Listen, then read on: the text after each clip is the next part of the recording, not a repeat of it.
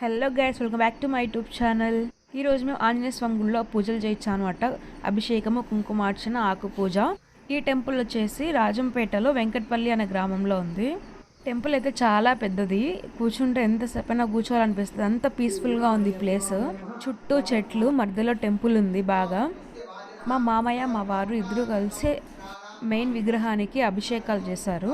ఇక్కడ పూజారి కూడా చాలా అంటే చాలా బాగా మన దగ్గరే చేస్తారనమాట అన్నీ. అది నాకు చాలా బాగా నచ్చింది. పూజ అయితే చాలా బాగా జరిగింది. పంచామృతాలతో అభిషేకము, కుంకుమ, పసుపు, గంధంతో అభిషేకం చేయించారు. ఏదైనా దేవుడి దగ్గర ఉంటే అసలు మనకు మనసు ఎంతో ప్రశాంతంగా ఉంటుంది కదా. ఆ రోజు కూడా అంతే పీస్ఫుల్గా గడిచిపోతుంది బాగా.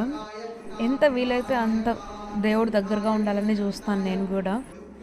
ఈ కాలంలో మనుషులతో ఉండడం కంటే దేవుడితో ఉండడం ఎంతో బాగుంటుంది. ఇంట్లో వాళ్ళము, బంధువులము అందరం కలిసి వెళ్ళి అభిషేకాలు అవన్నీ చేస్తాం అనమాట.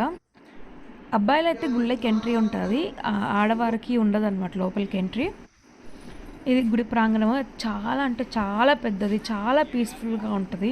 అభిషేకాలు అంతా అయిపోయాక దేవుడికి వస్త్రధారణ చేస్తారు కదా, ఆ టైంలో మేమందరం కూర్చొని కొంచెం ముచ్చట్లు పెట్టుకున్నాము.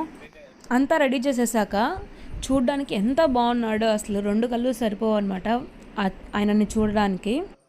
చూడండి ఎంత బాగున్నాడో అసలు. మొత్తం అంతా అయిపోయాక మా దగ్గర కుంకుమార్చన చేయించారు ఆడవారందరి దగ్గర.